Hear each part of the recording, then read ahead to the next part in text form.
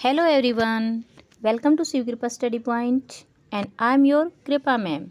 Dears, आज हम अपनी 9th क्लास की इंग्लिश बुक बिहाइव के second chapter the sound of music का जो फर्स्ट पार्ट है उसके क्वेश्चन आंसर करने वाले हैं। डियर्स, इसके लेसन की एक्सप्लेनेशन मैं पहले करवा चुकी हूँ। अगर आपने नहीं देखा है तो आप वीडियो के डिस्क्रिप्शन बॉक्स में जाइए, वहाँ आपको लिंक मिल जाएगा। अदरवाइज आप the sound of music by Shiv Kripa study point के नाम से भी सर्च कर सकते हैं। इसके जो टफ वर्ड मीनिंग है वो भी मैं पहले बता चुकी हूँ, आप अच्छे से लर्न कर लेना। देखते हैं आप फर्स्ट क्वेश्चन क्या है।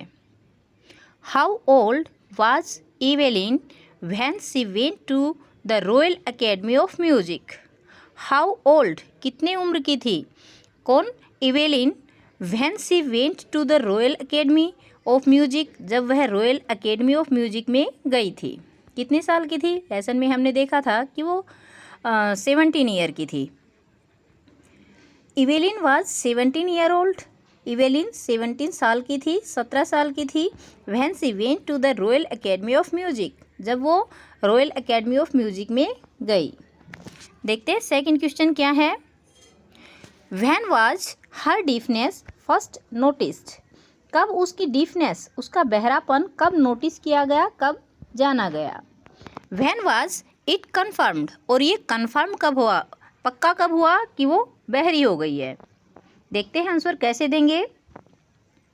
हर डीफनेस वाज फर्स्ट नोटिस्ड, उसकी जो डीफनेस है, बहरापन है, वो सबसे पहले नोटिस किया गया, देखा गया। When she was 11 years old, जब वो 11 ईयर की थी, 11 साल की थी। हर मार्क्स वर डेटीरियोरेटेड, उसके जो मार्क्स थे वो डेटीरियोरेटेड का मतलब कम हो गए थे। It was confirmed when she was taken to a specialist, it was confirmed, ये कन्फर्म हो गया था। When she was taken to the specialist, जब उसे स्पेशलिस्ट के पास, विशेषज्ञ के पास ले जाया गया था। व्हेन इट वाज डिस्कवर्ड, जब ये डिस्कवर हो गया, ये जाना गया, दैट हर हियरिंग, कि उसकी जो हियरिंग थी, सुनने की क्षमता थी, was severally weekend, severally weekend बहुत अत्यधिक वीक हो गई है, बहुत लगभग ख़त्म हो गई है। As a result of gradual nature damage, gradual का मतलब होता है लगातार, धीरे धीरे जो कोई काम होता है उसको बोलते हैं ग्रेडुअल। तो उसकी जो डीफनेस है वो ग्रेडुअल नर्व डैमेज से, लगातार नसों की डैमेज से, डैमेज का रिजल्ट थी। सॉरी, बाहर बहुत शोर हो रहा है, आपको भी डिस्टर्बेंस शायद होगा। देखते हैं आगे क्या है। Question number 3।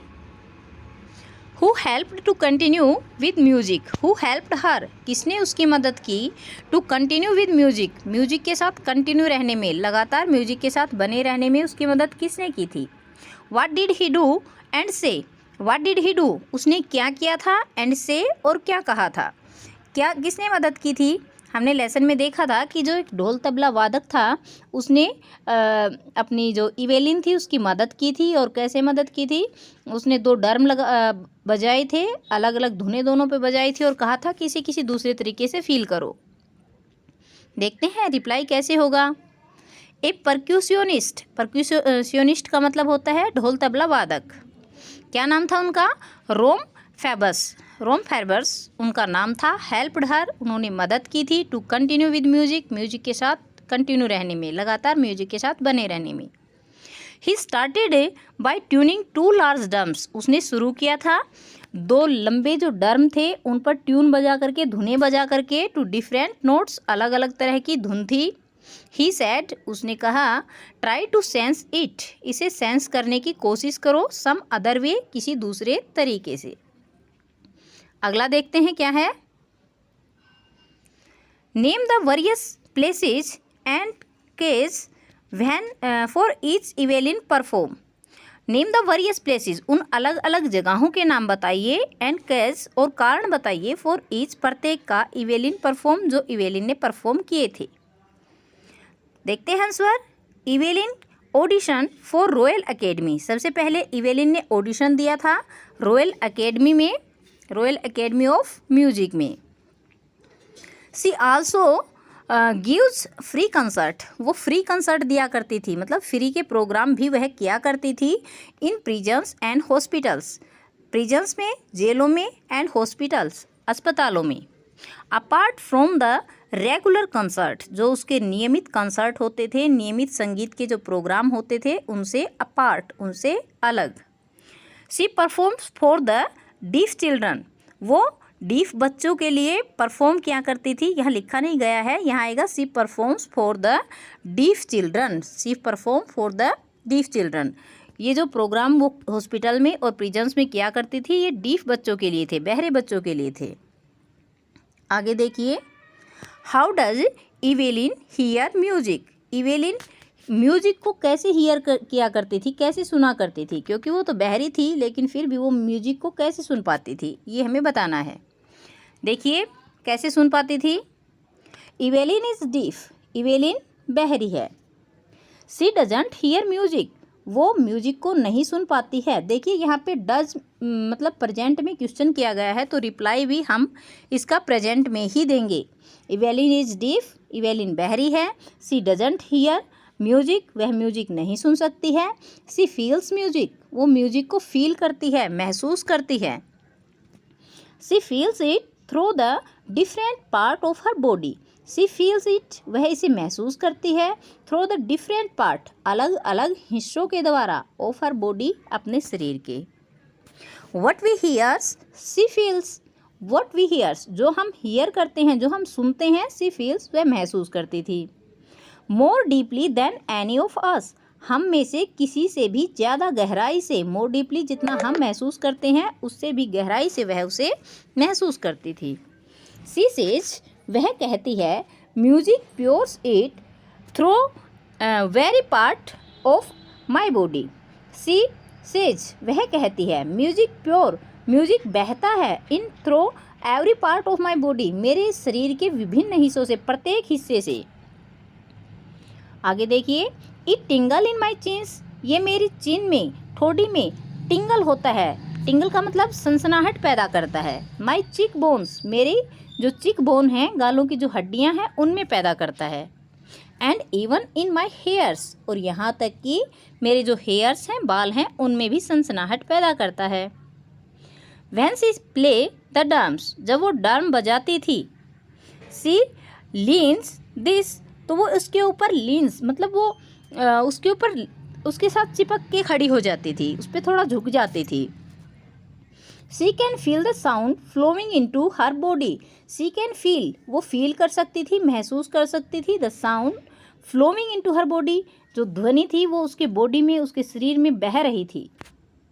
When she performs on A wooden platform, and when she perform, जब वो परफॉर्म किया करती थी, ऑन ए वुडन प्लेटफॉर्म, एक लकड़ी के बने हुए प्लेटफॉर्म पर। The vibration pass through another bare feet and up her legs, the vibration pass through, जब उसकी जो वाइब्रेशन थी, जो कंपन थी, पास थ्रू हर बेयर फीट, उसके बेयर फीट जो नंगे पैर होते थे उनसे पास होती थी, अप हर लेग्स, और ऊपर उसकी टांगों तक जाती थी। दस, इस प्रकार Evelyn has learned to feel music through different part of her body. Thus, इस प्रकार इवेलिन हैज़ लर्न्ड, इवेलिन ने सीख लिया था, टू फील म्यूजिक, म्यूजिक को महसूस करना, through her different part of her body, अपने बॉडी के अलग अलग हिस्सों से। She feels it through her mind, वो इसे अपने माइंड के द्वारा, अपने दिमाग से इसे महसूस करती थी, एंड बॉडी, और शरीर से। एज वी हियर इट, जिसे, जैसे कि इसे हम सुनते हैं, थ्रू आवर ईयर्स, हमारे कानों के द्वारा। क्वेश्चन क्या था कि जो इवेलिन थी उसने कैसे म्यूजिक को सीखा था, कैसे म्यूजिक को वो सुनती थी। कैसे सुनती थी? जब वुडन प्लेटफॉर्म होता था तो वो नंगे पैर उसके ऊपर चढ़ती थी और अपने पैरों से कंपन को फील करती थी, और जब ड्रम बजाती थी तो वो उसके ऊपर थोड़ा झुक जाती थी, लेट जाती थी, ताकि वो जो ड्रम था उससे उसकी कंपन फील हो सके। और जब वो जाइलोफोन बजाती थी तो उसकी उंगलियों में से कंपन उसके शरीर में जाती थी, वो शरीर के प्रत्येक हिस्से से उस वाइब्रेशन को फील करती थी, महसूस करती थी, और जो बजाने वाले यंत्र होते हैं उनको बजा पाती थी अच्छे से। नेक्स्ट क्वेश्चन देखते हैं क्या है। Next and the last question, why did Bismillah Khan to start a shehnai school in USA? Bismillah Khan ने USA में एक शहनाई स्कूल क्यों शुरू किया था? Bismillah Khan refuse to start shehnai school in USA. Bismillah Khan ने शहनाई स्कूल जो था उसे रेफ्यूज़ क्यों कर दिया था, मतलब शहनाई स्कूल USA में बनाना क्यों मना कर दिया था? Bismillah Khan refuse to start a shehnai school in USA. Bismillah Khan ने USA में शहनाई स्कूल शुरू करना रिफ्यूज़ कर दिया था, मना कर दिया था. बिकॉज क्योंकि he had great love for India and Banaras. He had great love, उसका बहुत ज़्यादा अत्यधिक उसे लगाव था, बहुत प्यार था. फॉर इंडिया, इंडिया के लिए. एंड बनारस, और बनारस के लिए. He wanted river Ganga also to be transported there for creating for a atmosphere, an atmosphere for him. He wanted, वह चाहते थे, river गंगा, गंगा नदी को, also to be transported, वहाँ ट्रांसपोर्ट कर दिया जाए, वहाँ गंगा नदी को भी ले जाया जाए. for creating, बनाने के लिए. एन एटमोसफेयर फॉर हिम, उसके लिए एक एटमोसफेयर, एक वातावरण. जब USA के किसी व्यक्ति ने उसे कहा था, उसके किसी स्टूडेंट ने कहा था कि USA में मैं आपके लिए वैसा ही, बनारस जैसा ही एटमॉस्फेयर तैयार कर दूंगा, आप यहाँ पे आके जो अपना स्कूल है म्यूज़िक का वो शुरू कीजिए.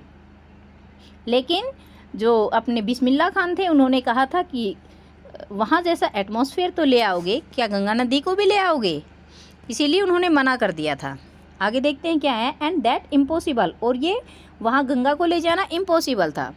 It was deeply attached to Ganga. He was deeply attached, वो गहराई से अटैच हो चुके थे, गहराई से जुड़ चुके थे गंगा से. He had a great feeling, उनमें एक महान फीलिंग थी.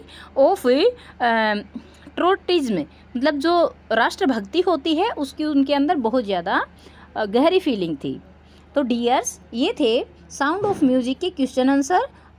आई होप आपको अच्छे से क्लियर हो गए होंगे. अगर नहीं क्लियर हुए हैं, कोई डाउट रहता है तो आप कमेंट करके पूछ सकते हैं. अगर अच्छे से सब कुछ क्लियर हो गया है तो वीडियो को एक प्यारा सा लाइक कर दीजिए. और चैनल पर नए हैं, अभी तक सब्सक्राइब नहीं किया है तो सब्सक्राइब कर लीजिए. पास में बेल आइकन आएगा, उसको ऑल पे सेट कर लेना ताकि मेरी वीडियोज़ कंटिन्यूसली आप तक पहुँचते रहें. Thanks for watching. मिलते हैं नेक्स्ट वीडियो में. Till then, bye bye. Have a great time.